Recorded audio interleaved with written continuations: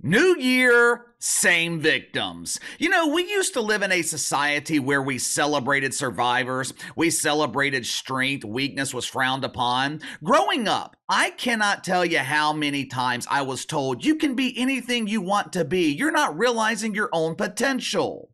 Adults at the time saw something in me that I did not see in myself. Took me 35 years to reach my potential, but at least I eventually did.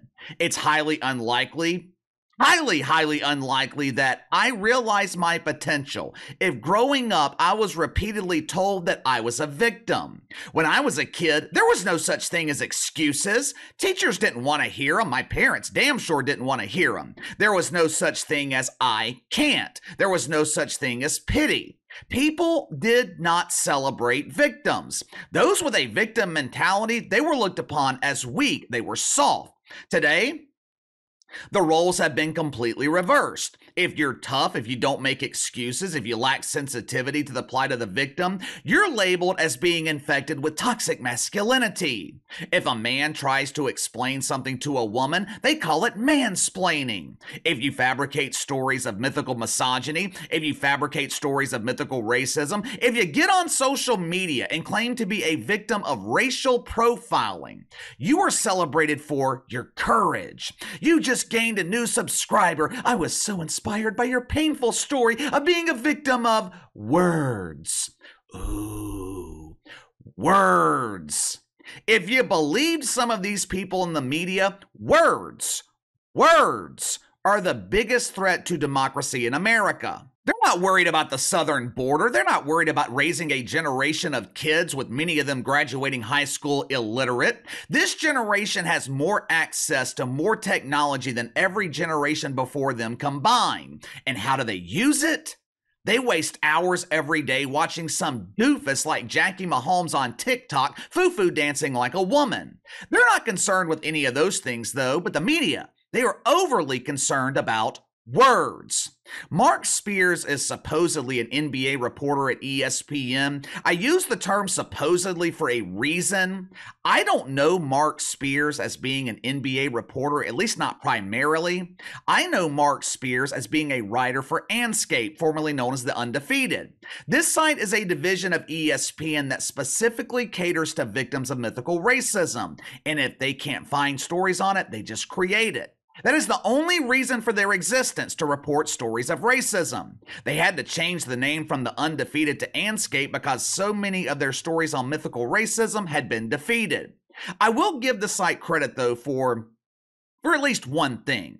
During the regular season in the NBA, they select one or two active NBA players and they had them submit monthly journal entries to the site.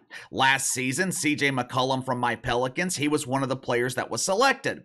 I followed his journal entries throughout the season last year. It really gave me a lot of insight into the grind that a lot of these NBA players go through during the regular season. All the charity work that they do, battling through injuries. CJ McCollum, he played the entire second half of the season last year with injured fingers on his shooting hand. Rarely did he miss a game. I thought it was fascinating. I thought it was a great idea, but other than that, Anscape is complete garbage. It's a polished turd. Over the weekend, Marc Spears, he managed to generate headlines in the media, but it wasn't because of some bombshell report that he wrote for the NBA. It wasn't because of some inside information that he leaked. Marc Spears brought attention on himself by claiming to be a victim of mythical racism. Marc Spears spent the weekend shopping in San Francisco. Red flag number one. With all the big games and sports this weekend, what the hell are you doing shopping in the city of rainbows? During this girls' trip, he made a stop at a store called Anthem Interiors. Now, when I first saw the name of the store, I was thinking that maybe Marc Spears was shopping for American flags, or maybe he was looking for a greatest hits compilation of people singing the national anthem. From what I can tell, Anthem Interiors, it's one of those little boutique stores. It's one of those stores that your wife likes to shop at on the weekends and she always refuses to invite you because you'll ruin the experience for her. Now, of course, you don't mind not being invited because the only thing that a boutique like this could offer you is a restroom. Red flag number two for Marc Spears. And speaking of restrooms, maybe maybe I should give Marc Spears the benefit of the doubt here. Instead of shopping for colorful rainbow dresses, instead of looking for decorative items for the Butt Bongo basement, maybe he stepped into Anthem Interiors to use the restroom. Yeah, I'm sure that was the case. According to Marc Spears himself, he walked into Anthem Interiors with a group of friends. As soon as they entered the store, they claimed to be victims of racial profiling. Why? Nowadays, it could be a number of reasons. A store employee looks at you and asks you how you're doing. Maybe they see you with a beard and point you to the men's section, which is a dangerous assumption. Just because you have a beard, that doesn't mean you want to look at pants. Perhaps you wanted to try on that pretty dandelion dress. But at some point during their visit, Marc Spears and his group of friends, they experienced a call from nature. They asked one of the store employees if they could use the facilities, which in San Francisco, this was a very polite thing for Marc Spears and his friends to do. There are a lot of people in San Francisco who mistake the sidewalk for the toilet. So credit to Marc Spears for at least having the decency to request an actual bathroom. Unfortunately, though, this particular store, they didn't have a public restroom. The store employee explained to Marc Spears that he was welcome to utilize the facilities across the street at the police station. Now, obviously, Marc Spears was a bit confused by the suggestion. All kidding aside, I think any of us would be. If I walked up to the counter, asked to use the restroom, and they told me to go across the street to the police station, I would ask them the same question that Marc Spears did. Why? Now, according to Marc Spears, the store employee joked with him, "Don't worry, you won't be arrested." Again, I am putting myself in the same situation. I am on the receiving end of the same joke. I'd probably chuckle and say, "No, seriously, where can I use the bathroom?" At which point the store employee would say, "I'm serious. We've got an understanding with the police station across the street. Our customers, they are allowed to use their restroom." Sounds pretty simple to me. Sounds good. Appreciate the heads up. End of story. But with a victim like Marc Spears, it is never end of story. There is no such thing as a happy ending. There is no such thing as an innocent joke. Ladies and gentlemen, in order to understand this painful, tragic situation, we must utilize the services of our woke cat. Ooh. All right. We asked to use the restroom. We're told to walk across the street to the police station, and the employee makes a joke about us not being arrested. "This is racially motivated. He's only making this joke because I'm a black man." Marc Spears took his complaint to social media, where he accused the store of mythical racism while conveniently painting himself as the ultimate victim.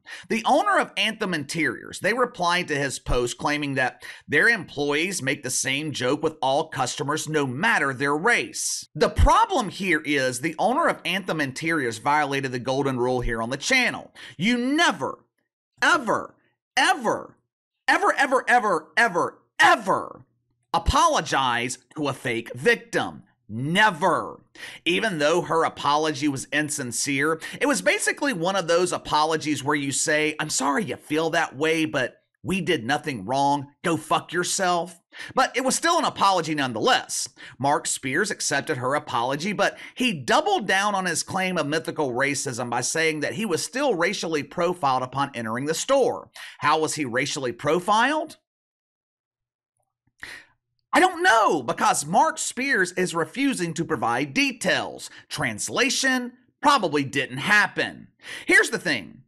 Let's pretend for a second that this did actually happen. Let's pretend that Marc Spears is really the victim of racial profiling. What would be the purpose of sharing this story on social media?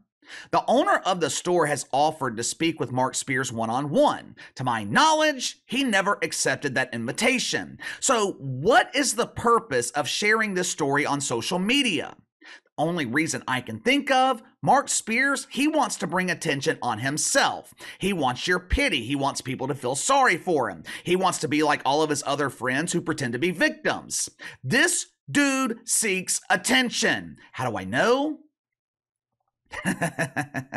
Yesterday, God Awful Announcing reported on this story. Now, just to be clear, God Awful Announcing, it is a safe space for pretend victims. Anytime there is a good story of victimization, Awful Announcing always takes the side of the victim. They posted this pleasant article sympathizing with Marc Spears. When they promoted the article on social media, they made a mistake by including a picture of former NFL player and current NFL analyst at ESPN, Marc Spears, instead of including a picture of the real victim, Marc Spears. I mean, honest mistake, right? Marc Spears is featured prominently on ESPN. Most sports fans can't identify him, while people would have trouble identifying Marc Spears in a one-photo lineup. In a now deleted post on Twitter, Marc Spears wrote, "Who's gonna tell them it's not me? I can't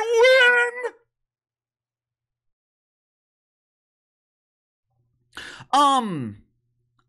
I didn't realize this was a competition. You can't win what? What are you trying to win here besides capturing people's pity and attention? What a prize! This is absolutely pathetic. Marc Spears can't generate attention by being a stellar reporter in the NBA. He can't generate attention by breaking news or doing something that actually requires merit. Instead, Marc Spears tries to get your attention by being the ultimate victim. And he does this at the expense of a small business owner, someone who's trying to build a business in one of the most expensive cities in the country, in the world. From what I can tell, Anthem Interiors, this is not some multi-billion-dollar corporation. Hell, I would be surprised if they were a multi-million-dollar company. They have 5 customer reviews on Google. 5. One of which was added a few hours ago. Someone gave them a 1-star review without explanation. I wonder why. Stories like this, I should say, with Marc Spears, they can devastate a small business owner. But Marc Spears, he doesn't care about that. No. All that matters to him is getting attention for himself.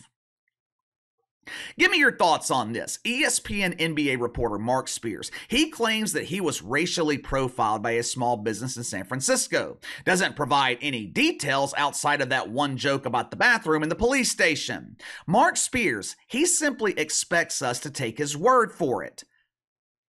I looked down the list of the people I trust. Marc Spears wasn't on it. He didn't make the list. Now, is this another case of someone in the media playing the role of the ultimate victim? Or do you think Marc Spears is being truthful here? You let me know. Sound off in the comments below. Like, subscribe, share the video. I appreciate every one of you guys and your continued support. Best way to contact me is by email at btlkc84@gmail.com, KC_BTL84 on Twitter. I'll see you guys later.